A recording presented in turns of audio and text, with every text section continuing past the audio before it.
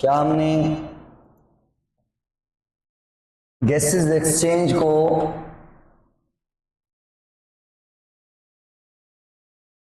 और respiratory surface को समझा था? जहां पे गैसेस एक्सचेंज हो उस सरफेस को रेस्पिरेटरी सरफेस कहते हैं। और गैसेस एक्सचेंज कहां पे होती हैं? अल्वेओलाई पे। अल्वेओलाई और किसके बीच? ब्लड के बीच। दोनों के बीच मेम्ब्रेन कौन सी होती है बताएं? Basement membrane. ठीक है, सरफेक्टेंट भी कहा जाता है उसको।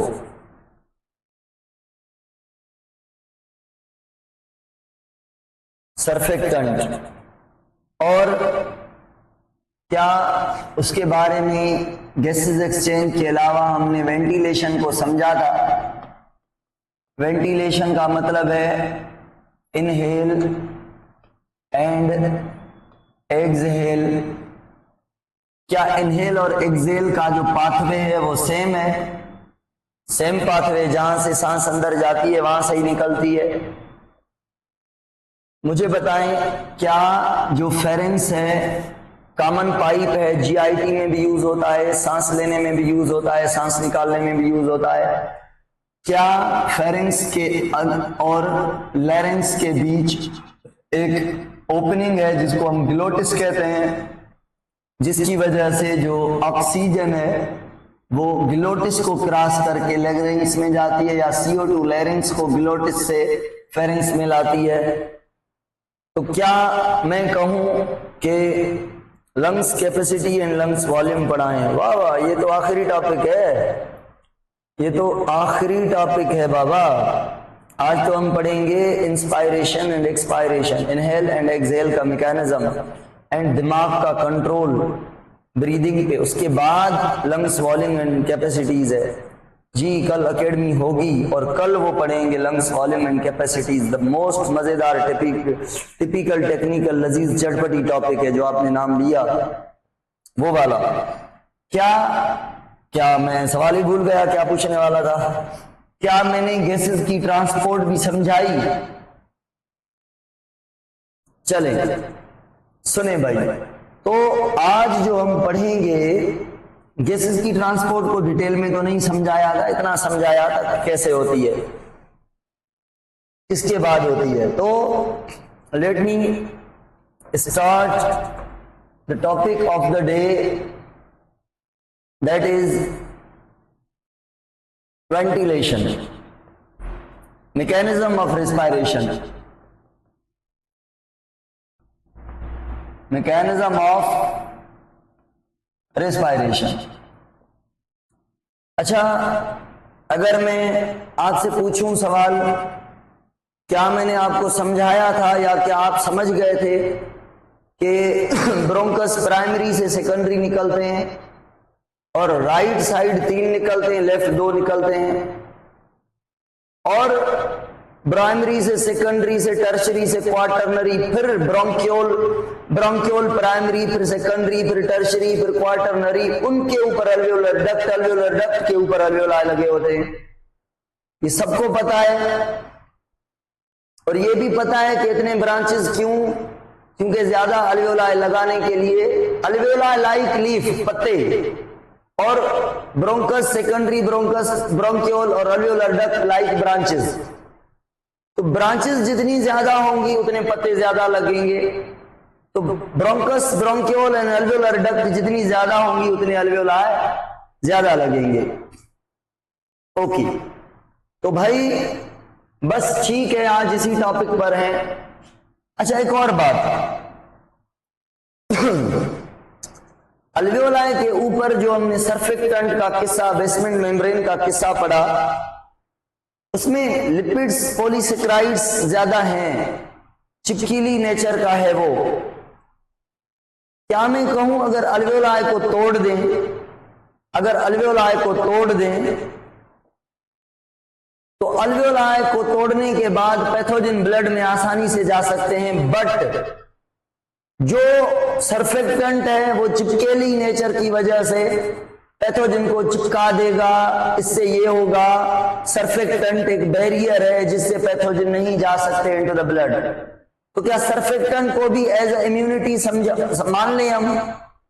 वेरी गुड, बड़े टैलेंटेड हैं आप माशाल्लाह। चलें, ओके ओके। कल ये मैं रिपीट इसलिए कर रहा हूं, कल मैंने बोलते बोलते पढ़ाया था, लिखा इसके बारे में कुछ नहीं था, थोड़ी बहुत फिगर बनाई थी, बट आपने बहुत अच्छे से पिक कर लिया है। वेरी गुड, मुझे खुशी हो रही है। अब मैं आपको टॉपिक पढ़ाने जा रहा हूं, एक का नाम है इंस्पायरेशन यानी इनहेलेशन, दूसरे का नाम है एक्सपायरेशन यानी एक्सहेलेशन। तो इसको मैं इनहेल कह देता हूं और इसको मैं एक्सहेल कह देता हूं।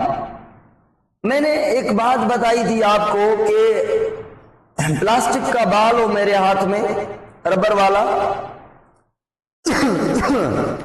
अगर उसमें पोर किया हुआ है मैंने, तो अगर मैं उसको जोर दूंगा, दबाऊंगा, तो उसकी हवा निकल जाएगी, उसका वॉल्यूम कम हो जाएगा, अंदर जगह कम हो जाएगी, प्रेशर बढ़ जाएगा, उस प्रेशर से हवा निकल जाएगी। अगर मैं हाथों का दबाव कम करूंगा, फुलाता जाऊंगा उसको, तो उसका वॉल्यूम बढ़ता जाएगा, प्रेशर कम होता जाएगा और अंदर हवा खींचती चली जाएगी। सेम कॉन्सेप्ट हमारे लंग्स के ऊपर एप्लीकेबल होता है। जैसे बाल खुद ब्रीथ नहीं करता, ऐसे लंग्स खुद ब्रीथ नहीं करते। लंग्स के अंदर कॉन्ट्रैक्शन करने के लिए मसल नहीं है, तो lungs are non muscular but vascular. Lungs के अंदर ब्लड के वेसल्स हैं बट मसल गोश्त नहीं है। लंग्स अंदर से खोखला है, हाँ या ना? खोखला है कि नहीं है? खोखला है। कैसे? सारे ट्यूब लगे हुए हैं, ब्रोंकियोल, ब्रोंकस, अल्वेओलर डक्ट, अल्वेओलाई, ये ट्यूब है ना खाली, इनमें हवा पड़ी होगी। मांस और गोश्त तो नहीं है ना, अगर गोश्त से भरे होते तो हवा कहां जाती? हमारे लंग के अंदर, हमारे दोनों लंग्स के अंदर पता है कितनी जगह है? दोनों लंग्स के अंदर टोटल स्पेस है 5000 से 6000 ml गैसेस को स्टोर करना। तो क्या मैं कहूं ये टोटल लंग्स कैपेसिटी है, टोटल कैपेसिटी इतनी है। बट हम जो सांस लेते हैं ना, हम जो सांस लेते हैं, पता है वो कितनी लेते हैं? हम जो सांस लेते हैं वो 400 से लेकर 500 ml सांस लेते हैं। तो अगर फुल लंग्स को भरा जाए तो लंग्स में इतनी हवा आ सकती है 5000 से 6000 ml, यानी 5 से 6 लीटर। बहरहाल ये टोटल लंग्स कैपेसिटी है, टोटल। बट इतनी सांस लेते नहीं है हम कितनी लेते हैं? 500 ml, आधा litre, half litre, 450 ml, 500 ml। चलो बात सुनिए। अब जो हमारे लंग्स हैं, ये सपोज करें लंग है हमारा,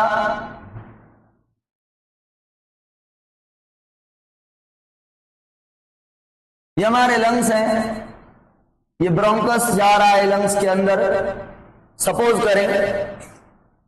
अब लंग के ऊपर ऐसे ये क्या है, ये क्या बना रहा हूं मैं? ये रिब्स है, ये रिब्स लगे हुए हैं, ये रिब्स लगे हुए हैं 12 पेयर। और एक और चीज भी है, यहां पे पेट के नीचे, पेट के ऊपर, चेस्ट के नीचे डायफ्राम।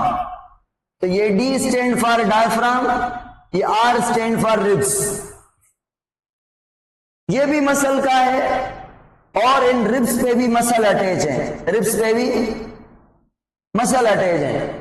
पता है उन मसल को क्या कहते हैं जो रिब्स पे अटैच है मसल? उनको कहते हैं इंटरकोस्टल मसल। इंटरकोस्टल। कौन से मसल? मसल्स का नाम है इंटरकोस्टल। इंटरकोस्टल मसल कॉन्ट्रैक्ट दो तरह के हैं। इंटरकोस्टल मसल दो तरह के हैं, एक है इंटरनल इंटरकोस्टल, एक है एक्सटर्नल इंटरकोस्टल। एक है इंटरनल इंटरकोस्टल, एक है एक्सटर्नल इंटरकोस्टल। मतलब एक रिब ऐसे हैं, मसल ऐसे हैं जो रिब्स के ऊपर अटैच हैं, रिब्स और दो रिब्स के अटैच हैं, बट ऊपर से बाहर से इधर से। और दूसरे वाले रिब्स हैं, अगर छाती को यहां से काट के रिब्स को ऐसे खोलेंगे तो यहां से अंदर से अटैच हैं। जो अंदर वाले हैं उनको इंटरनल इंटरकोस्टल, और जो बाहर वाले हैं वो उनको एक्सटर्नल इंटरकोस्टल। ये बात समझ आई इंटरनल इंटरकोस्टल और एक्सटर्नल इंटरकोस्टल की? Very good. तो अगर मैं कहूं मसल का काम है खींचना, धक्का देना मसल का काम नहीं है, मसल का काम है खींचना। तो अगर मैं कहूं अंदर वाले मसल कॉन्ट्रैक्ट करेंगे तो रिब्स कहां जाएंगी? अंदर। और अगर बाहर वाले कॉन्ट्रैक्ट करेंगे तो रिब्स कहां जाएंगी? बाहर। तो दोनों एक साथ कॉन्ट्रैक्ट कर सकते हैं, अंदर वाले अंदर, बाहर वाले बाहर नहीं ना। अगर अंदर वाले कॉन्ट्रैक्ट करेंगे तो बाहर वाले छोड़ देंगे यानी रिलैक्स कर लेंगे, और अगर बाहर वाले कॉन्ट्रैक्ट करेंगे तो उस टाइम अंदर वाले। डायफ्राम कि ये जो पोजीशन है यहां पे ऐसे उठा हुआ है, इस पोजीशन को हम कहते हैं डोम। इस पोजीशन को कहते हैं डोम, ऐसी वाली पोजीशन डोम। ये रिलैक्स पोजीशन होती है, यहां पे इसके मसल रिलैक्स हैं। बट अगर इसको खींचा जाए नीचे और ऐसे किया जाए, ऐसे यहां से खींच के इधर पहुंचाया जाए तो ये वाली पोजीशन कहलाती है फ्लैट, और ये पोजीशन कहलाती है कॉन्ट्रैक्ट। तो मेरा सवाल आपसे ये है, मुझे आप सब कमेंट में जल्दी जल्दी बताएंगे कि मुझे सांस अगर अंदर लेनी है, लंग्स को भरना है हवा से, लंग्स का वॉल्यूम बढ़ाना है, तो डायफ्राम डोम होना चाहिए या फ्लैट होना चाहिए? एक बात बता दूं, अगर डोम होगा तो लंग्स के ऊपर प्रेशर देगा तो लंग्स सुकड़ जाएंगे, हवा निकल जाएगी। और अगर वेरी गुड, तो इंस्पायरेशन के लिए, सांस लेने के लिए जो डायफ्राम है उसका क्या होना चाहिए? डोम होना चाहिए डायफ्राम, और ये पोजीशन क्या कहलाएगी? रिलैक्स। अच्छा, एक्सपायरेशन में क्या होना चाहिए? डायफ्राम फ्लेक्स होना चाहिए, फ्लैट होना चाहिए, यानी कॉन्ट्रैक्ट होना चाहिए। समझ आ रही है बात? और दूसरी बात इंटरकोस्टल मसल के बारे में बताएं। इंस्पायरेशन के टाइम इंटरनल इंटरकोस्टल और एक्सटर्नल इंटरकोस्टल में से कॉन्ट्रैक्ट कौन सी मसल होनी चाहिए? कॉन्ट्रैक्ट कौन सी होनी चाहिए? मैं बाद में कमेंट देखूंगा, मुझे यकीन है सही लिखा है मैंने, बाहर वाली कॉन्ट्रैक्ट होनी चाहिए सांस लेने के लिए। सही लिखा है, क्यों सही लिखा है मैंने? बताएं क्यों सही लिखा है? ये रिलैक्स होनी चाहिए, क्यों? वजह आप कहेंगे सर सिंपल सी बात है, बाहर वाली मसल कॉन्ट्रैक्ट होगी तो रिब्स बाहर आएंगे, डायफ्राम नीचे, रिब्स बाहर एंड अपवर्ड। रिब्स कहां जाएंगी? रिब्स कहां आएंगी? इंस्पायरेशन के दौरान आउटसाइड भी आएंगी एंड अपवर्ड भी आएंगी। सांस लेके देखें ना, अपने हाथ रखें चेस्ट पर, रिब्स पर, सांस लें अंदर। तो जब आप सांस लेंगे आपके रिब्स बाहर और ऊपर आएंगे, बाहर और ऊपर आएंगे, और जब आप सांस निकालेंगे तो क्या होगा? रिब्स नीचे और अंदर जाएंगे। तो सवाल मेरा यह है, लंग्स के अंदर जो वॉल्यूम है सांस लेने के टाइम वो क्या होना चाहिए? वॉल्यूम इंक्रीज या डिक्रीज? इंक्रीज। और प्रेशर डिक्रीज। और मुझे बताएं यहां पे लंग्स वॉल्यूम क्या होना चाहिए? एक्सपायरेशन में वॉल्यूम डिक्रीज होना चाहिए, प्रेशर इंक्रीज देना होना चाहिए। प्रेशर कैसे इंक्रीज होगा? लंग्स को जोर कौन देगा? इंटरनल मसल कॉन्ट्रैक्ट करेंगे तो रिब्स अंदर आएंगे, तो रिब्स कहां आएंगे? अंदर आएंगे।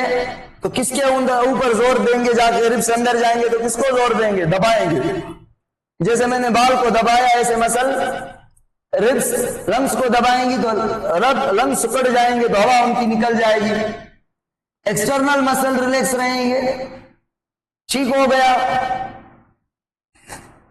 क्या मैं कहूं इंटरनल मसल लंग्स को अंदर दबाती हैं और एक्सटर्नल मसल रिब्स को छोड़ती हैं, कहती हैं जाओ दबा के आओ, मैं जोर नहीं देती, बाहर बसे जाने देती हूं अंदर आपको। Very good. तो ये दोनों प्रोसेस आप समझ गए। अब मुझे आप ये बताएंगे कि ये जो मैकेनिज्म है ये वॉलंटरी है या इनवॉलंटरी है या दोनों टाइप का है? आंसर इज दोनों। क्यों? क्योंकि मैंने जब आपसे प्रैक्टिस करवाई, आपको कहा हाथ रख के सांस लेके देखें, तो आपने ऐसे किया जानबूझ के, तो आपके कंट्रोल में है, तभी आपने ऐसे किया, वॉलंटरी है। या चोर आ जाए, डाकू आ जाए, आप सांस भी रोक देते हैं। आप तेज भी सांस ले सकते हैं, रोक भी सकते हैं। जब आप पानी में जाते हैं तो भी सांस को रोक सकते हैं। तो सांस लेना वॉलंटरी भी है, और आप नींद में पड़े रहे काम करते हुए, नेचुरली बोलते हुए सांस लेते हैं, इनवॉलंटरी भी है। तो मुझे बताएं, ये दोनों है। एक दिमाग का एरिया है जिसको हम कहते हैं मेडुला ओब्लांगेटा। मेडुला ओब्लांगेटा ये वो पार्ट है दिमाग का जो कंट्रोल करता है हमारे लंग्स को। ये वो पार्ट है दिमाग का जो हमारे लंग्स को कंट्रोल करता है ब्रीदिंग के लिए। एक बात बता रहा हूं, सुनिए आपने, गैसेस कार्बन डाइऑक्साइड और H ये ब्लड में होते हैं। जैसे हार्ट से ब्लड निकलती है, कौन से बड़े ब्लड वेसल में जाती है वो ब्लड वेसल का नाम बताएं? एओर्टा।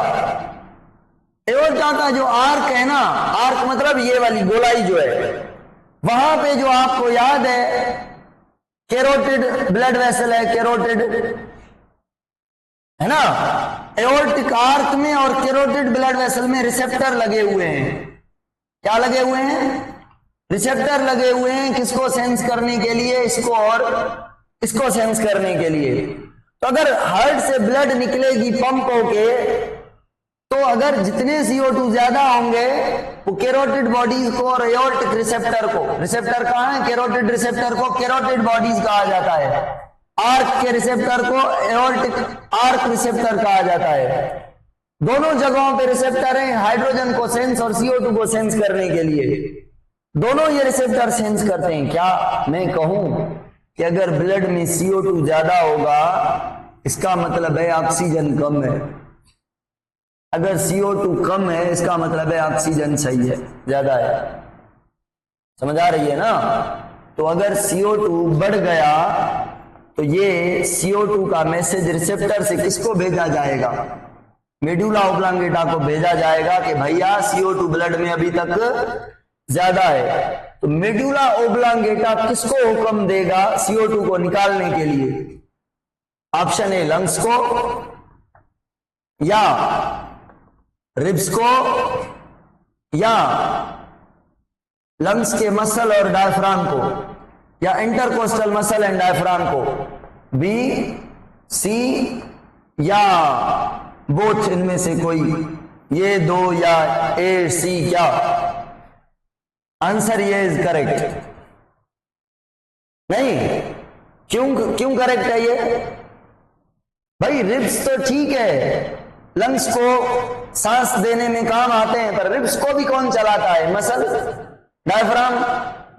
तो अगर आपने CO2 को कम करना है तो ब्रीदिंग को तेज करेंगे या स्लो करेंगे? CO2 को कम करना है तो ब्रीदिंग को क्या करेंगे? तेज करेंगे। उससे क्या होगा? तेज करेंगे। तेज करने से क्या हो रहा है? CO2 ज्यादा निकल रही है, ऑक्सीजन ज्यादा आ रही है। समझ नहीं आ रही मेरी बात? वेंटिलेशन को तेज करने से ओनली इंस्पायरेशन तेज होगी या एक्सपायरेशन भी, या दोनों? दोनों भाई। तो ऑक्सीजन ज्यादा आएगी, CO2 ज्यादा निकलेगी, सब बराबर। तो जब तक ये रिसेप्टर कहेंगे कि भाई CO2 नॉर्मल है, तो मेडुला ओब्लांगेटा ब्रीदिंग के रेट को क्या कर देगा, फिर कम करके नॉर्मल कर देगा। Not okay. तो अगर एक सवाल पूछूं, आपने ओवर एक्सरसाइज की, तेज एक्सरसाइज की, बहुत तेज भागे, भागने के फौरन बाद ब्रीदिंग का रेट कितना होगा? ज्यादा। तो अगर मैं कह रहा हूं ब्रीदिंग कम होके नॉर्मल हो गई है, इसका मतलब क्या हो गया कि आपने ऑक्सीजन की लेवल और CO2 को सैचुरेट कर लिया, जितनी भागने में खत्म कर ली। ठीक है। तो मुझे बताएं कि हेमोग्लोबिन क्या है और मायोग्लोबिन क्या है? हेमोग्लोबिन क्या है और मायोग्लोबिन क्या है? मायोग्लोबिन एक प्रोटीन है जो मसल के सेल्स के अंदर ऑक्सीजन को स्टोर करती है। हेमोग्लोबिन भी एक प्रोटीन है, क्वाटरनरी प्रोटीन, जो ऑक्सीजन को ट्रांसपोर्ट करती है, बट ये होती है किसके अंदर? आरबीसी के अंदर।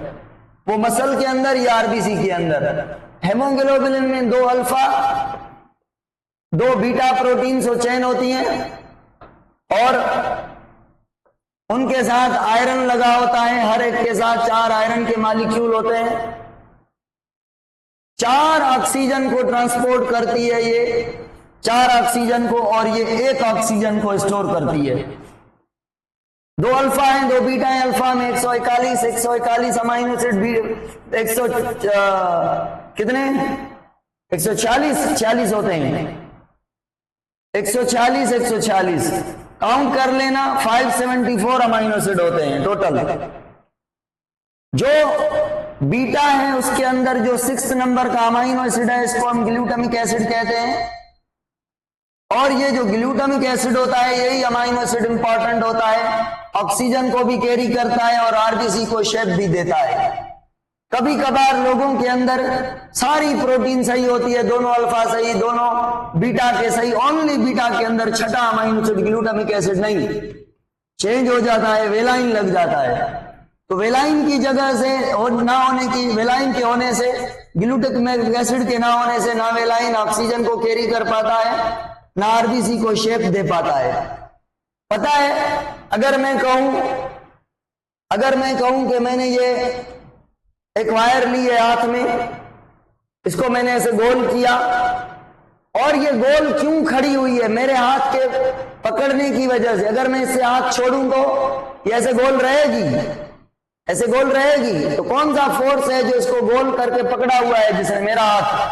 ये बॉन्ड। तो वेलाइन ये बॉन्ड नहीं बना पाता जो ग्लूटामिक एसिड बीटा चेन को ऐसे गोल रखता है, शेप देता है। गोल शेप को क्या कहते हैं आप? कौन सी शेप है गोल शेप?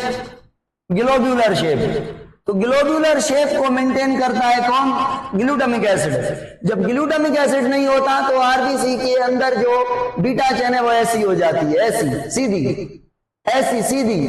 तो जब अगर मैं कहूं ये एक बलून है, ये क्या है? बलून है। अगर इसके अंदर हवा नहीं है, बलून है बट इसके अंदर हवा नहीं है, ठीक है, हवा नहीं है। तो अगर हवा नहीं है, इसके अंदर मैं हवा भरता जाऊंगा तो ये अपनी शेप अख्तियार करता जाएगा, है ना? क्या अगर मैं कहूं कि आरबीसी की जो शक्ल है ये वाली, ये ऐसी इसलिए है क्योंकि ऐसे हेमोग्लोबिन होते हैं, ग्लोब्यूलर। अगर आप ग्लोब्यूलर आरबीसी को ऐसा कर दें, ग्लोब्यूलर हेमोग्लोबिन को ऐसे में से ऐसा कर दें, धागे की तरह सीधा, तो बताएं इसकी शक्ल गोल फुली हुई रहेगी या ये भी सुकड़ जाएगा इन धागों की तरह? जब सारे ये गोल स्ट्रक्चर धागे की तरह हो जाएंगे तो पूरा सेल भी ऐसे हो जाएगा, ये उसके अंदर हेमोग्लोबिन ऐसे। तो ये वाली जो शक्ल है इसे हम क्रेसेंट शेप कहते हैं और इसको हमने अच्छे से डिटेल में सेकंड चैप्टर में पढ़ा हुआ है। बात समझ आ रही है? तो बात काम की ये है, मुझे बताएं, अगर मैं आपसे सवाल पूछूं सवाल? अच्छा पूछ रहा हूं। हाँ, कहां से सवाल पूछूं? सवाल पूछ रहा हूं भाई। मैंने सांस ली, ये अल्वेओलाई के बाद मैंने ये ब्लड बनाई,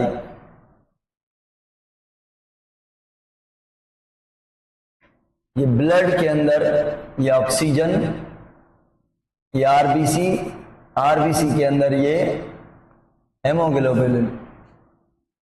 अब ऑक्सीजन जाके हेमोग्लोबिन के साथ बॉन्ड कर रही है तो बन रहा है ऑक्सी हेमोग्लोबिन। और अगर मैं ये बात करूं, ये बॉडी का सेल है जिसको ऑक्सीजन चाहिए, ग्लूकोज को तोड़ने जा रहा है बट इसको ऑक्सीजन नहीं है, तो ये आरबीसी आ रहा है, इसके अंदर हेमोग्लोबिन है, हेमोग्लोबिन के साथ 4 ऑक्सीजन है ना, 4 ऑक्सीजन है। तो ऑक्सीजन मुझे ये बताएं, जो ऑक्सीजन जो है हेमोग्लोबिन को छोड़ के इन सेल में चली जाती है, चारों के चारों ऑक्सीजन, हेमोग्लोबिन बेचारा ये ऑक्सीजन चली जाती है तो हेमोग्लोबिन खाली अकेला बचता है, Hb अकेला बचता है। तो मुझे बताएं, सवाल मेरा ये है, हेमोग्लोबिन को ऑक्सीजन छोड़ के चली गई ग्लूकोज को तोड़ने, या ऑक्सीजन ग्लूकोज को तोड़ेगी, और या मैं कहूं मायोग्लोबिन के पास चली गई, मायोग्लोबिन, क्योंकि इन सेल के अंदर मायोग्लोबिन है। पहला मुझे सवाल ये बताएं कि हेमोग्लोबिन से टाइट बॉन्ड था या नहीं था? बॉन्ड था, इसलिए बॉन्ड था, बट स्ट्रांग बॉन्ड था हेमोग्लोबिन का ऑक्सीजन के साथ, या मायोग्लोबिन का ऑक्सीजन के साथ स्ट्रांग अफिनिटी है? स्ट्रांग किसकी है? मायोग्लोबिन की ज्यादा स्ट्रांग है तो दोनों की वीक, बट मायोग्लोबिन की हेमोग्लोबिन से ज्यादा। क्यों? जवाब दें क्यों? क्योंकि सर आप कहेंगे हेमोग्लोबिन को छोड़ के गया जो मायोग्लोबिन की तरफ, मतलब मायोग्लोबिन ज्यादा अट्रैक्टिव है ना, समझ आ रही है? अगर मायोग्लोबिन ज्यादा अट्रैक्टिव ना होती तो क्या ये ऑक्सीजन छोड़ के जाता सेल्स में? तो सेल के पास अट्रैक्शन ऑक्सीजन की ज्यादा है, इसीलिए ऑक्सीजन हेमोग्लोबिन को छोड़ के चली जाएगी। तो कल ये टॉपिक है हमारा ऑक्सीजन का ट्रांसपोर्ट हेमोग्लोबिन के फॉर्म में, और कुछ तो ऑक्सीजन ऐसे ट्रांसपोर्ट होगी फ्री प्लाज्मा के फॉर्म में। 97% जो है वो ऐसे हेमोग्लोबिन के फॉर्म में ट्रांसपोर्ट होती है, और 3% जो ऑक्सीजन है वो ऐसे फ्री फ्लोटिंग फॉर्म में ट्रांसपोर्ट होती है, मतलब ब्लड के प्लाज्मा में, ब्लड के फ्लूइड में ट्रांसपोर्ट होती है। टोटल जो ऑक्सीजन है सेल की ओर चली जाती है। अब मेरा सवाल है, पहले ऑक्सीजन ग्लूकोज के तोड़ने में यूज होगी या पहले स्टोर होगी फिर यूज होगी? बताएं। पहले यूज होगी रेस्पिरेशन में, फिर स्टोर होगी। तो अगर मैं भागने के बाद फौरन सांस ले रहा हूं तो सांस जो मैंने ली वो ऑक्सीजन पहले रेस्पिरेशन में यूज होगी या पहले मायोग्लोबिन के साथ स्टोर होगी? दोबारा बताएं, क्यों पहले रेस्पिरेशन में यूज होगी? क्योंकि पहले एनर्जी बनानी चाहिए ना, एनर्जी खत्म हो गई है। तो मैं सवाल पूछ रहा हूं, हेमोग्लोबिन से तो मायोग्लोबिन ज्यादा अट्रैक्टिव है, बट क्या मायोग्लोबिन से भी ज्यादा रेस्पिरेशन अट्रैक्टिव है? हाँ या ना? हाँ। तो फर्स्ट नंबर पे ऑक्सीजन कहां जाएगी रेस्पिरेशन में, सेकंड नंबर पे मायोग्लोबिन पे, थर्ड नंबर पे हेमोग्लोबिन के साथ। क्या मैं कहूं आरबीसी के अंदर हेमोग्लोबिन अकेला हो गया क्योंकि ऑक्सीजन उसको छोड़ गई? और क्या मैं कहूं जो कार्बन डाइऑक्साइड है वो उसने क्या किया, ग्लूकोज और ऑक्सीजन को, जब ग्लूकोज को तोड़ेंगे तो CO2 बनेगा, और जो CO2 बनेगा वो सेल को छोड़ के इधर आएगा, हेमोग्लोबिन के साथ जुड़ेगा। तो जो ऑक्सीजन छोड़ जाती है हेमोग्लोबिन को, बट CO2 आके जुड़ता है किसके साथ? हेमोग्लोबिन और CO2 हो जाते हैं। तो तो ऑक्सीजन को ट्रांसपोर्ट करने के लिए क्या मैं कहूं, लंग्स से लेकर हार्ट से लेकर बॉडी के सेल तक हेमोग्लोबिन जो है वो ऑक्सीजन को ट्रांसपोर्ट करती है। बट बॉडी के सेल से जब वापस आती है ब्लड वीन्स के अंदर, ये आर्टरी है, ये आर्टरीज हैं, जब वीन्स के अंदर वापस आती है ब्लड, तो वापसी के टाइम में जो हेमोग्लोबिन है वो CO2 के साथ बॉन्डेड होती है, हाँ या ना?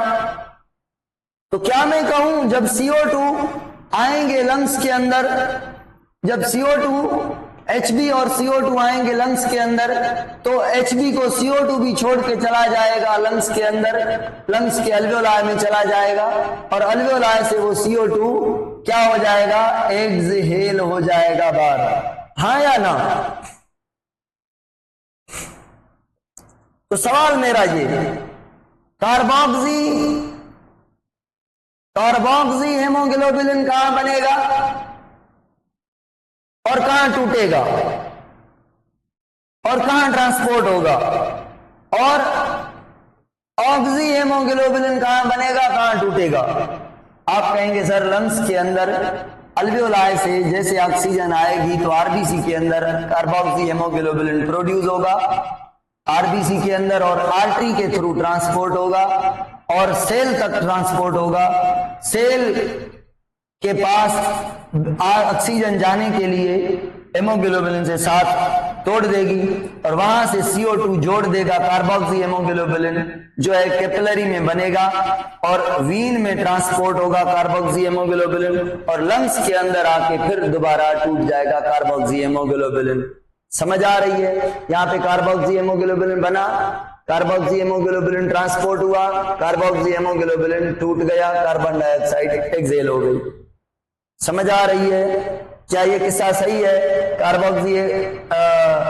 कार्बोक्सी हेमोग्लोबिन पहले बनेगी, फिर पहले प्रोड्यूस होगी, फिर ट्रांसपोर्ट होगी, फिर ब्रेक होगी, फिर होगी CO2 की एक्सहेल, और CO2 की एक्सहेल के बाद इनहेल होगी ऑक्सीजन की, और ऑक्सीजन प्रोड्यूस करेगी ऑक्सी हेमोग्लोबिन, और फिर ट्रांसपोर्ट होगी ऑक्सी हेमोग्लोबिन, फिर ब्रेक होगी ऑक्सी हेमोग्लोबिन, और जो ऑक्सी हेमोग्लोबिन ब्रेक होगी उसमें हेमोग्लोबिन ब्लड के साथ रहेगी, ऑक्सीजन सेल्स में चली जाएगी।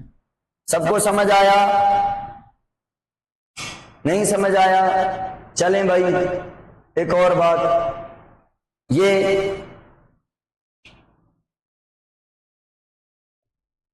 Lungs volume and lungs capacities, थोड़ा इंट्रो इसका लेते हैं, कल डिटेल में पढ़ेंगे। सुने भाई, CO2 की ट्रांसपोर्ट पढ़ाऊंगा। अगर मैं कहूं एक ये बाल्टी है, ये बर्तन है एक, यहां पे इसको सुराख है, यहां तक ये भरी हुई है, सुराख के नीचे तक ये H2O से भरी हुई है, और ये दूसरी बाल्टी है, इसको भी इधर सुराख है, बट ये खाली है। तो किसके अंदर, इसके अंदर 1000 ml पड़ा हुआ है या 1500 ml पड़े हुए हैं, इसके अंदर 0 ml पड़े हुए हैं, खाली है ये पानी की। कौन सी बाल्टी के अंदर पानी डालूंगा तो जितना पानी डालूंगा वो उसके अंदर नहीं रहेगा, निकल जाएगा? बाल्टी नंबर 1 या बाल्टी नंबर 2? 2 में से क्यों? क्योंकि उसके सुराख तक तो ऑक्सीजन भरी हुई है। तो भाई लंग्स के अंदर ऑक्सीजन पड़ी रहती है, उसको हम कहते हैं रिजर्व वॉल्यूम। क्या कहते हैं? Reserve volume. ऑलरेडी जो पड़ी हुई है इसको हम कहते हैं रिजर्व वॉल्यूम।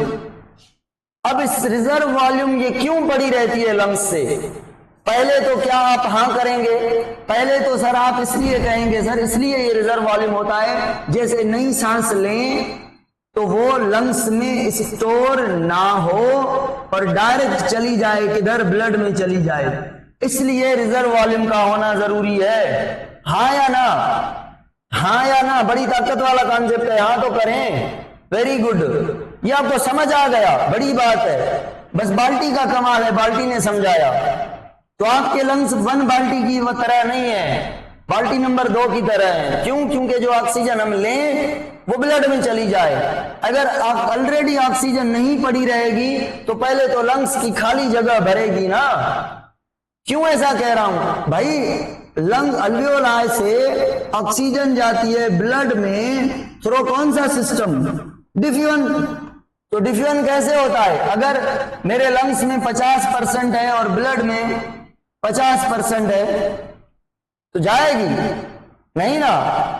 अब दूसरा सवाल पूछ रहा हूं, अगर मैं दूसरा पूछ रहा हूं, अगर 50 को मैं 80 कर दूंगा तो जाएगी? तो जाएगी। लंग्स में अगर 30% में बढ़ा दूंगा तो ऑक्सीजन जाएगी। अब तीसरा सवाल पूछ रहा हूं मैं। तीसरा सवाल यह है कि लंग्स के अंदर जो कैपिलरीज हैं उनके अंदर ऑक्सीजन जो है वो ऑक्सीजन इज इक्वल टू 0 है या कुछ परसेंटेज में है, बट उसको हम मानते नहीं है। क्या कहना आपका? चाय चाय ताकत वारी चाय केर पियंदो, कंहिंखे पियारियां ऑनलाइन चाय, कुछ परसेंटेज में है। जरब अली कह रहा है, सोहम भी कह रहा है, तो मतलब ये बहुत अच्छी बात है। तो मजेदार बात का जवाब आपने चटपटी दिया है, तो इस पे एक और दुर्गा सब कह रहे हैं। तो भाई मेरा सवाल है, क्या आप ये कॉन्सेप्ट मुझे समझा रहे हैं, बता रहे हैं जो मैंने समझाया था कि सर जब ऑक्सीजन सेल में जाती है, इधर इधर इधर देखें, इधर जब ये ऑक्सीजन जाती है ये 100% नहीं जाती सर, कुछ रिमेन देयर होती है। क्योंकि 100% कैसे जाएगी? डिफ्यूजन होगा ही नहीं 100%। क्या 100% जाएगी? मतलब इधर 100 चली गई, इधर 0 बची, नामुमकिन। कैसे डिफ्यूज होगी? तो इधर से जो ऑक्सीजन चली गई इधर भी है और इधर भी है, वही ऑक्सीजन इधर है। इधर ओनली CO2 नहीं है, ऑक्सीजन भी है, बट इस ऑक्सीजन को यूजेबल नहीं मानते। समझ आ रही है? वाह वाह, लजीज, चटपटी। चाय ताकत वारी आहे अॼु जले छो चाय सुठी प्यारी दऊं।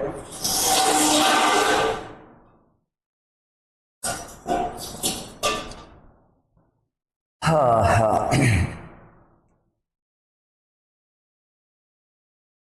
लंग्स के डीऑक्सीजनेटेड ब्लड केतिरनि वेज में मिलती आहे? 2 तरीकों से लंग्स को डीऑक्सीजनेटेड ब्लड मिलती है, समझाऊंगा। एक तो तरीका राइट वेंट्रिकल से जो आ रही है वो मिलती है, दूसरा तरीका लंग्स को अपनी जो लंग्स यूज करता है ब्लड उससे। बहरहाल पहले बात सुने भाई। नहीं ये नहीं पेज, अगला पेज, ये भी नहीं, ये पेज किधर गया? ये वाला, ये वाला। हाँ भाई, तो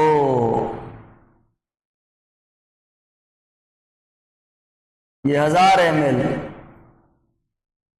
रेजिडुअल वॉल्यूम, सही है, ये रेजिडुअल वॉल्यूम है। ओके, और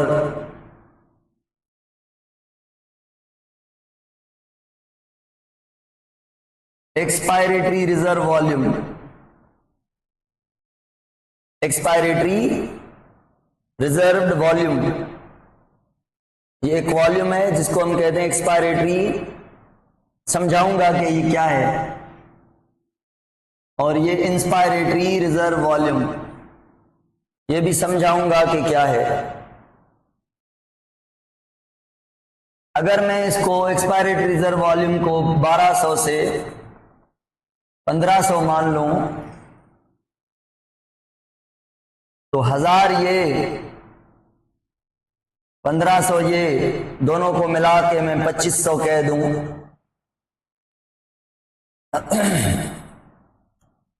तो मुझे ये बताएं, अगर ये 500 में टाइडल वॉल्यूम कह रहा हूं, टाइडल वॉल्यूम मतलब नॉर्मल ब्रीदिंग, टाइडल वॉल्यूम मतलब normal breathing, normal inhale and normal exhale. तो इनहेल कितनी है 500, एक्सहेल भी कितनी है 500। तो क्या अगर मैं ऐसे लाइन खींच रहा हूं ऊपर, तो ये मैंने इनहेल की या एक्सहेल की, बताएं। इतने लंग्स भरे हुए हैं, अब इतने भरे हुए हैं, अब इतने भर गए। लाइन का इधर से ऊपर जाना ये इनहेल है या एक्सहेल है? वेरी गुड, इनहेल है, ये इनहेल है, वेरी गुड। और अगर मैं लाइन को नीचे करूं तो ये क्या है? ये एक्सहेल है। तो ये व्हाइट कलर की इनहेल है, व्हाइट कलर की इनहेल है, व्हाइट कलर की इनहेल है, और ब्लैक कलर की ये एक्सहेल है। बात समझ आ रही है? Inhale inhale exhale, inhale exhale, inhale exhale. Inhale की तो ऑक्सीजन ज्यादा हो गई, निकाल दी लंग से, ठीक है। इनहेल की निकाल दी, इनहेल की निकाल दी, इनहेल की निकाल दी। ओके, अगर मैं इनहेल थोड़ी ना करूं, अगर मैं खींच के इनहेल करूं तो ऐसे नहीं कर सकता। नॉर्मल इनहेल ना करूं, थोड़ी और ज्यादा करूं। आप करके देखें, ज्यादा एक्स्ट्रा कर सकते हैं। मैंने तो की, आप भी कर सकते हैं। तो ये इंस्पायरेशन कर, इंस्पायरेशन मतलब इनहेल, ये इंस्पायरेटरी रिजर्व वॉल्यूम, इंस्पायरेटरी कहूं या इनहेल रिजर्व वॉल्यूम कहूं, एक ही बात है। रिजर्व वॉल्यूम का मतलब क्या है? ये रिजर्व में पावर है, किसके लिए? इनहेल करने के लिए। तो क्या मैं कहूं ये जगह लंग्स की खाली है?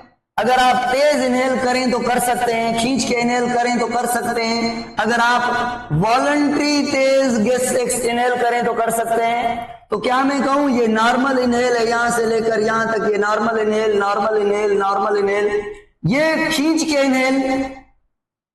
हाँ, तो क्या मैं कहूं कि ये इंस्पायरेटरी रिजर्व्ड वॉल्यूम है, या इसको हम इंस्पायरेटरी कैपेसिटी कहेंगे? इंस्पायरेटरी कैपेसिटी कहेंगे। इंस्पायरेटरी कैपेसिटी मतलब इंस्पायर करने की कैपेसिटी इतनी है। तो क्या मैं कहूं इंस्पायरेटरी कैपेसिटी शुरू होती है हमारी इधर से लेकर, नॉट इधर से, नॉट इधर से, इधर से लेकर शुरू होती है, ये इधर कैपेसिटी है। बट हम नॉर्मल केस में इतनी इंस्पायर करते हैं, करें तो इतनी कर सकते हैं। तो क्या ये नॉर्मल इंस्पायरेशन है, which is called tidal inspiration? तो क्या मैं ये कहूं टाइडल वॉल्यूम की इंस्पायरेशन मतलब नॉर्मल इंस्पायरेशन 500 और एक inspiratory reserve volume is equal to inspiratory capacity, हां या ना? वॉल्यूम फार्मूला सही है? Very good, very good. इन्हें खुशी में मैं चाय पिया तहां के समझ में अची वही।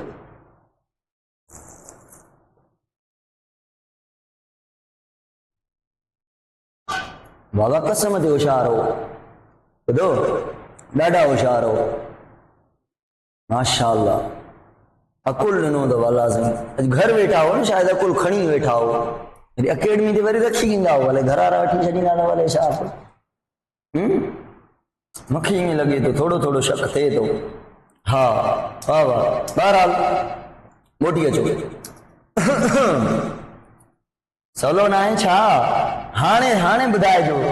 ए मां तारीफ़ तॾहिं कई, मां जंहिंमहिल तारीफ़ कयां न, माना सम्झी वञो हाणे गंदी शइ पढ़ाईंदुमि।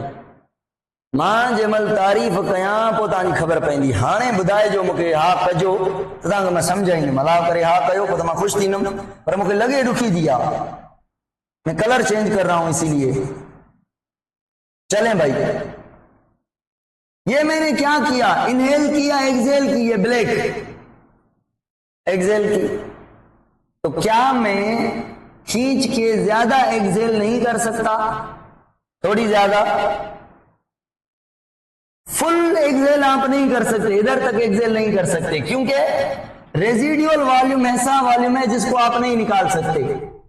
और वो कितना है रेजिडुअल वॉल्यूम? 100। तो आप जो सांस निकाल सकते हैं वो मैक्सिमम निकालना भी चाहें कितनी निकाल सकते हैं? आप गौर से सुने, आप टाइडल वॉल्यूम निकाल सकते हैं और एक्सपायरेटरी रिजर्व वॉल्यूम निकाल सकते हैं, हाँ या ना? असल वो बात टिपिकल ये नहीं, इससे आगे चलेगी वो बात है। हाँ, वेरी गुड।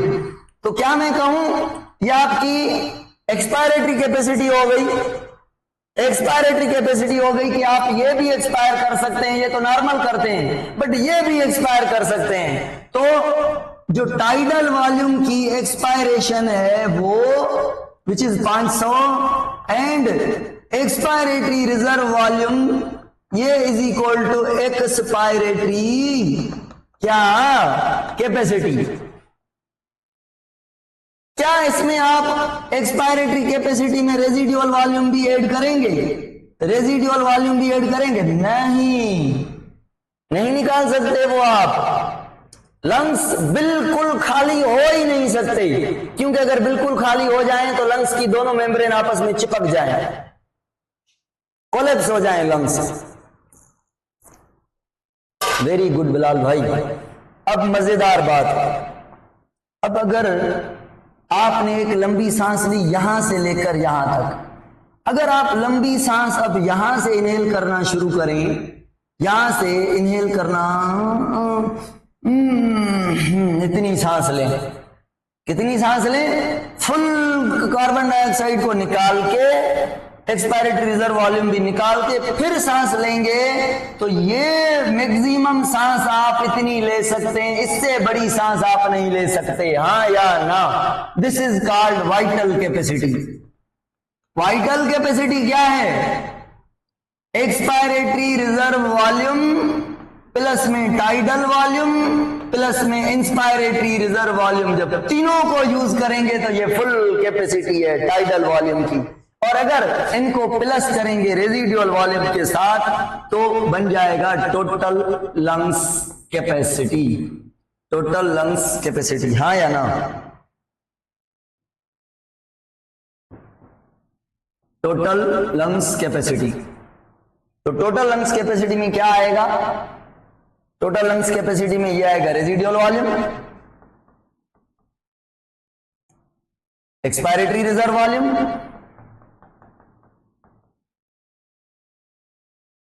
टाइडल वॉल्यूम,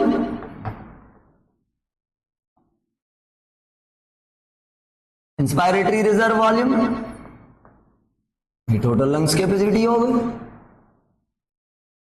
1000, 1200 से 1500, 500, कितने हो गए ये? 1000 और 1500, 2500 और ये 5, 3000 और 3000 ये 3000 कांस्टेंट नहीं है इंस्पायरेटरी रिजर्व वॉल्यूम, ये 2000 से 3000 बुक में लिखा हुआ है, सही लिखा हुआ है।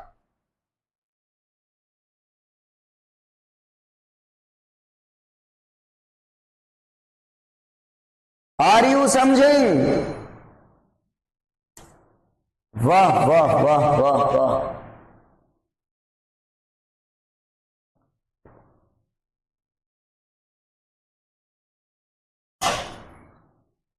मुझे दिल चेती तक चाय पियारजे, अज ऑनलाइन चाय पियारजे। हाँ, वरदान सवलो आ, वही गाल आ, बस मां तव्हांजे तरफां, हे मां तव्हां सभिनी जे तरफां चाय पियांदो, ठीक है? सपोज कयो ही चाय तव्हांखे पियारियां थो, छो त तव्हां अॼु कमाल कयो आहे।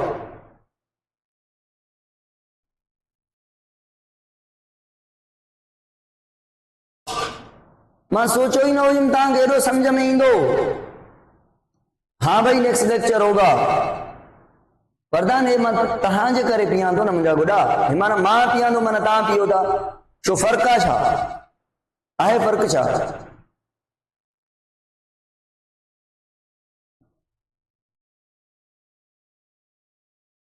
ज़रबे अली थदी एतिरी ना आहे।